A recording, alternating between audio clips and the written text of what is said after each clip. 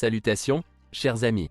Je présente à votre attention les dysfonctionnements et pannes les plus courants qui surviennent sur la Peugeot 607. La suspension de la 607 est douce, semblable à celle d'un canapé, offrant un haut niveau de confort lors de la conduite sur des routes relativement plates. Certes, pour les directions très brisées, la capacité énergétique n'est pas suffisante et les surplombs sont trop longs.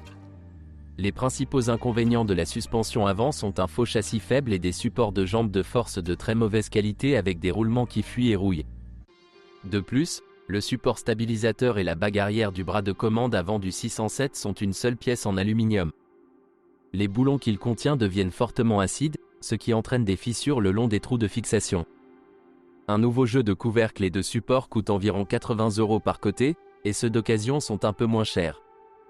Il peut y avoir une surprise extrêmement désagréable lors de la réparation de la suspension. Sinon, il s'agit d'un McPherson typique nécessitant peu d'entretien, les rotules sont vissés, et pas toujours correctement dévissés, les blocs silencieux et les roulements sont changés séparément. En même temps, la marge de sécurité est très bonne, on ne peut que critiquer les leviers avant relativement mous, qui se plient sous les bons impacts. Dans la version avec amortisseur réglable, ces derniers sont étonnamment bon marché dans la version d'origine, 120 à 220 € selon la version. Certes, le système est capricieux, compte tenu du câblage très faible des capteurs de niveau corporel. C'est également un problème sur les voitures au xénon. La suspension arrière est structurellement plus complexe, mais également réparable et même peu coûteuse. Bien qu'il utilise un schéma assez complexe avec 2 bras de support et un bras supplémentaire, la cinématique est similaire aux 5 maillons complexes de Mercedes. La direction avec direction assistée classique ne souffre pas de problème particulier. Les hochets du rack sont parfaitement masqués par l'isolation phonique, ils ne vous dérangent donc qu'à la dernière minute. Les coups des charnières de l'habitacle, au contraire, sont clairement audibles. La cause peut être soit l'usure, soit un montage incorrect lors des réparations. La connexion cannelée cogne aussi parfois. La durée de vie des tiges et des embouts est courte, notamment lors de l'utilisation de pneus à profil bas et lors d'une utilisation urbaine. Il est conseillé d'ajouter plus de lubrifiant aux charnières, cela augmentera leur durée de vie. Les voitures sont strictement à traction avant et ne présentent aucun problème mécanique majeur. Mais les joints homocinétiques du 407 avec des moteurs similaires sont excellents. Leurs dimensions extérieures sont différentes, mais les dimensions d'installation sont les mêmes. Il existe 2 types de MCP. Sur les moteurs essence 2.2, vous trouverez des boîtes de vitesse de la série BVA, mais la BVM se retrouve principalement dans la version à 5 vitesses ML5T, ML5C et ML6 à 6 vitesses.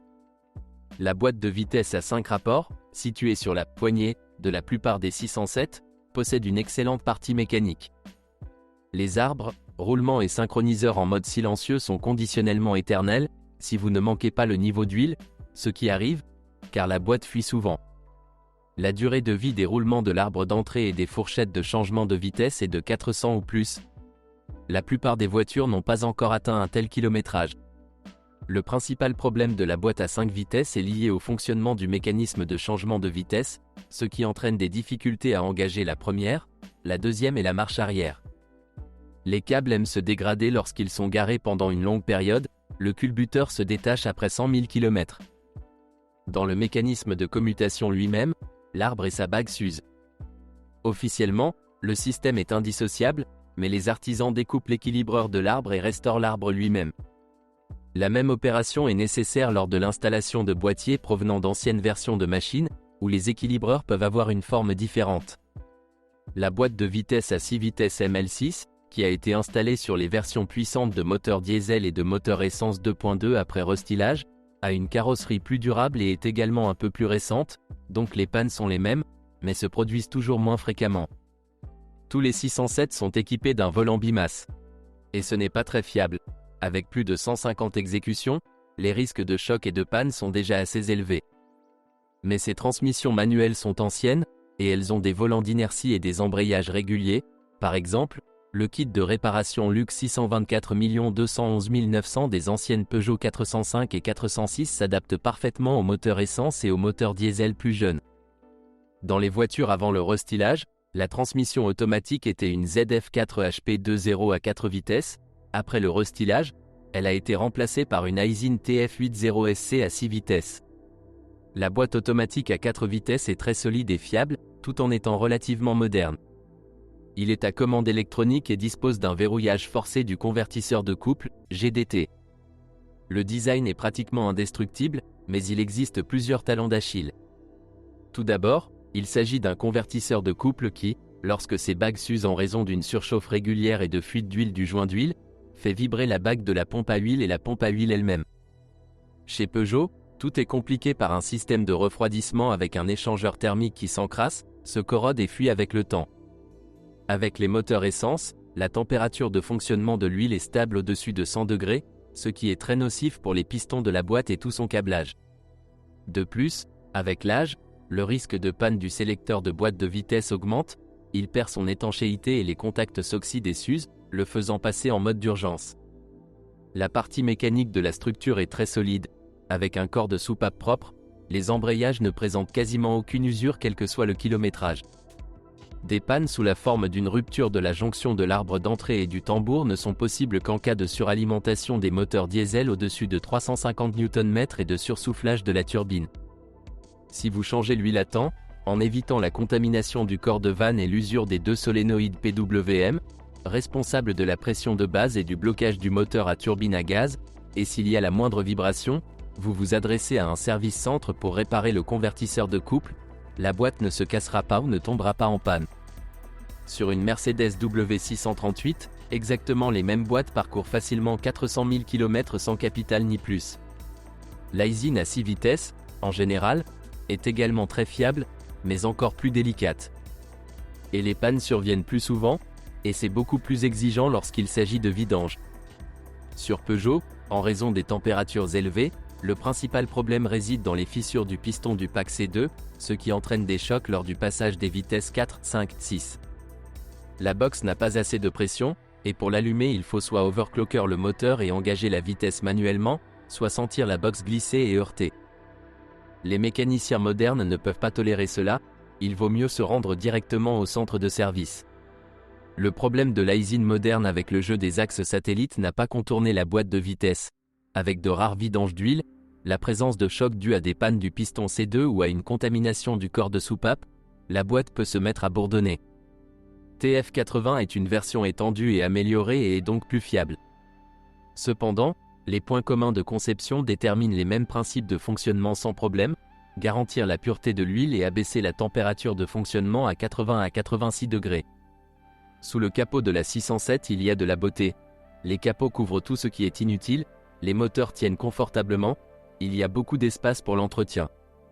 C'est dommage, les radiateurs ici se salissent facilement, et il est difficile de les laver sans retirer le pare-choc. Il existe également des problèmes avec le ventilateur du radiateur, il tombe en panne en raison d'une panne du moteur ou d'un grillage de résistance, ce qui augmente les risques de surchauffe du moteur. Il existe de nombreuses plaintes concernant la mauvaise conception des tuyaux, qui s'effondrent littéralement entre vos mains. Très probablement, cela est dû à l'utilisation d'antigel non natifs, qui corrodent le matériau. Il y a également un problème avec les tuyaux de ventilation du carter, mais il y a une raison différente, nous en parlerons ci-dessous. Remplacer une pompe à carburant est tout un problème. Il semblerait qu'il y ait une fenêtre dans le corps pour cette opération. En pratique, il est facile de l'enlever, mais la remettre est extrêmement difficile. Généralement, si vous essayez sans succès de remettre la pompe, le gros écrou en plastique fixant l'ampoule est cassé ou son joint est déformé, ce qui entraîne le réservoir devient fuyant, de la saleté s'y infiltre et l'intérieur sent l'essence ou le carburant diesel. Les deux moteurs de la Peugeot 607 sont nos vieux amis. Il s'agit du 4 cylindres en ligne 2,2 et du 6 cylindres en V2,9, très populaire dans les années 2000. Tous les moteurs sont atmosphériques, à injection distribuée, assez conservateurs et relativement fiables. En plus du 607, le moteur 2.2 EW12 a été installé sur les modèles 406, 407, ainsi que sur quelques monospaces 807 et Citroën C8, exotiques pour le marché russe. C'est un parent direct du 2.0 EW10, encore plus populaire. Le moteur 2.2 EW1 2J4 dans les versions 3FZ avant restylage et 3FY après est une chose vraiment solide.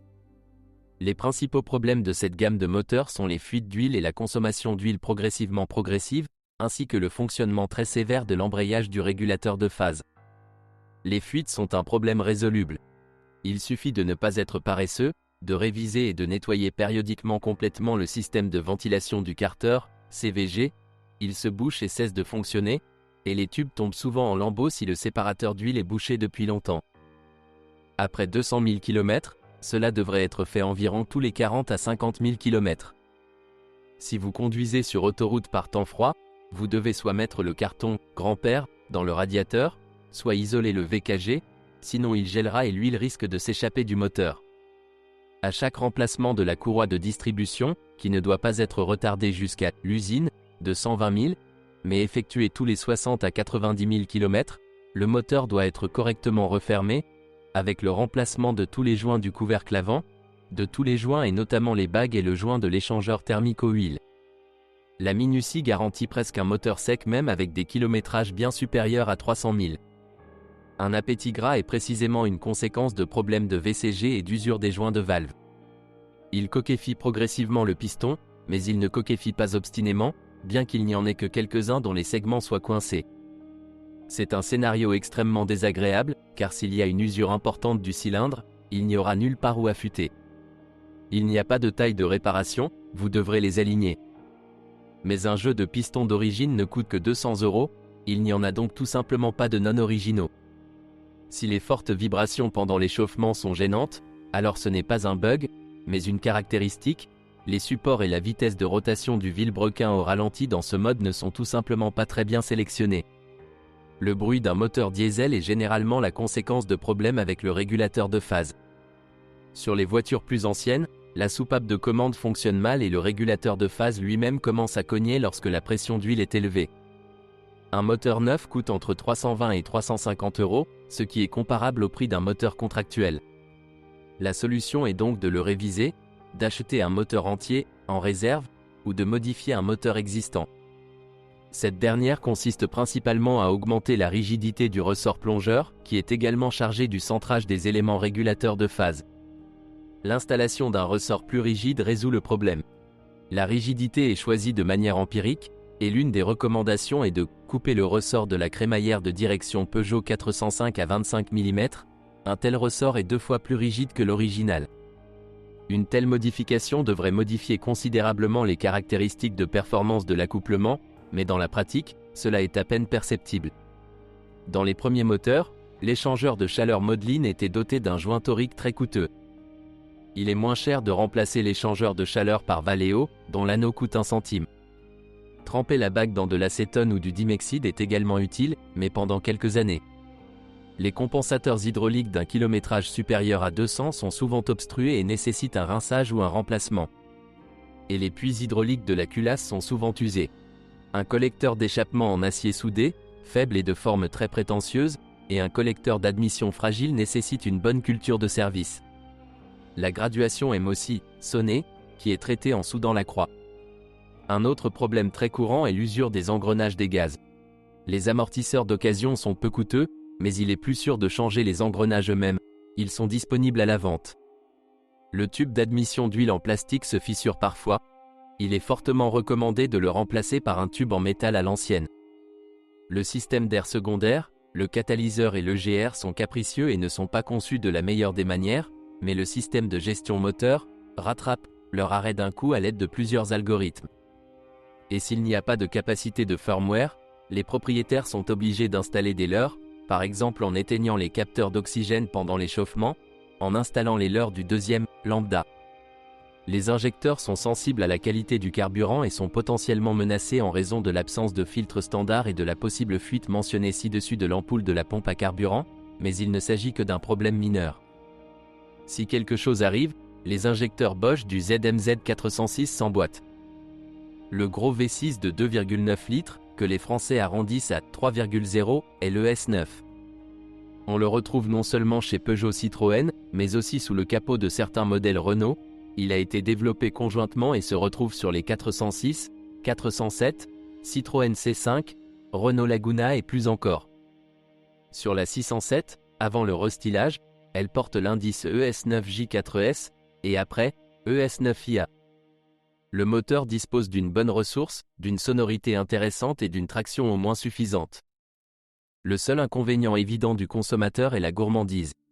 En ville, Même un moteur en bon état délivrera environ 18 litres au 100 km. Cependant, il contient également de nombreuses solutions techniques étranges. Les principaux problèmes sont des fuites dans les tuyaux du système de refroidissement à l'arrière du bloc, des cliquetis des régulateurs de phase, les mêmes que dans le W12, des fuites dans les vannes des régulateurs de phase, dont l'huile s'écoule à travers le fil au fil du temps dans le moteur. Unité de commande, injecteurs étranges et coûteux, et pour les moteurs jusqu'au restylage, c'est aussi une pompe chère et rare. Comme le EW12, il y a des problèmes avec le VKG. Même un système en état de marche gèle de la même manière en hiver et les tuyaux se dispersent à cause d'un séparateur d'huile bouché. Les couvre-culasses fuient également beaucoup, ils sont en plastique, avec des séparateurs d'huile. Le thermostat d'usine est très mauvais. Il se bloque souvent, c'est bien qu'il soit surtout en position ouverte, mais il y a aussi des cas où il se bloque en position fermée, et c'est une voie directe vers la surchauffe. Les 607 diesel sont assez rares en Russie, mais leur population est énorme en Biélorussie voisine, où l'attitude envers les diesels a toujours été plus positive. Comme dans la gamme des moteurs à essence, il existe à la fois des 4 en ligne, en 2 volumes 2.0 et 2.2, et des V6, 2.7. L'option la plus courante est le 2.2 DW12 TED4 pré-restylé avec une turbine et un filtre à particules d'une puissance de 136 chevaux. À propos, la version initiale de ce moteur diesel avait 2 turbines, mais cette option n'était pas installée sur le 607 et c'est bien, car il posait de nombreux problèmes. 2.2 DW12 ATED4 plus puissant avec 158 chevaux. Également avec une turbine. Mais DW12 BTED 470 chevaux. Encore une fois, une double turbine, et elle a proportionnellement plus de problèmes avec le système de suralimentation. Les principaux inconvénients de la gamme de moteurs DW sont le distributeur pneumatique qui achemine l'huile vers le générateur. Un doseur pneumatique est un mélangeur accélérateur à commande automatique pour les voitures équipées d'un filtre à particules. Il est nécessaire pour réguler l'enrichissement du mélange et la température d'admission. Le problème peut facilement conduire non seulement à une panne du générateur, mais également à un incendie dans le compartiment moteur. Le distributeur pneumatique lui-même fonctionne mal, limitant la puissance du moteur. Les engrenages de ces amortisseurs se cassent et de l'huile s'écoule par les axes usés des amortisseurs. Une solution radicale au problème consiste à retirer le filtre à particules et à remplacer le distributeur par un simple tuyau. Si vous retirez le distributeur et laissez le filtre, il deviendra impossible de le brûler, ce qui entraînerait un colmatage rapide. Les pannes de câblage dans les ondulations sont également désagréables, les courts-circuits se produisent ici relativement souvent, bien que le connecteur du capteur de pression de carburant en souffre encore plus souvent. Toute ouverture du câblage révèle l'isolation qui s'envole en morceaux, il est donc fortement recommandé pour un moteur vieilli d'avoir une longue visite chez un électricien pour recabler complètement la tresse du moteur et remplacer les connecteurs. L'huile dans l'admission apparaît généralement en raison de l'usure de la turbine et d'un VCG défectueux. Et avec plus de 250 exécutions en moyenne, cela signifie « toujours ». Le problème est à peu près le même que sur la série de moteurs EW, de vieux tuyaux qui fuient et des séparateurs d'huile obstrués, des raccords cassés et en même temps le gel du VKG en hiver. Les pannes de la poulie amortisseur de la courroie d'équipement supplémentaire semblent être une bagatelle, mais il y a 10 ans, ils ne savaient pas que cette pièce deviendrait inconsommable, je la mentionnerai donc séparément. De plus, sa panne s'accompagne parfois d'une rencontre des soupapes avec les pistons, puisque la courroie des épreuves spéciales cassée se glisse sous la courroie de distribution et la brise par la même occasion. Mais c'est un cas rare. Les problèmes de sursoufflage des turbines dus à un dysfonctionnement du système de vide sont loin d'être anodins, même si la plupart des propriétaires sont indifférents à ce problème. Toute fuite dans le système de vide peut entraîner des turbines mortes, des pistons grillés et une boîte de vitesse effondrée. À propos, c'est un moyen très probable de tuer la transmission automatique éternelle, ZF4HP20 sur les voitures avant le restylage mentionné ci-dessus. Et les moteurs monoturbines sont équipés d'une turbine Garrett GT1549P avec un système très intéressant pour changer la géométrie de la volute. Il possède un arbre avec des aubes directrices situées coaxialement à l'arbre de la cartouche dans la partie chaude, qui peuvent se déplacer sur la roue chaude de la turbine, l'enveloppant de l'extérieur et modifiant l'angle d'attaque des gaz. L'entraînement est un simple entraînement à vide, et mécaniquement, cette option est beaucoup plus simple qu'un anneau typique à pale mobile.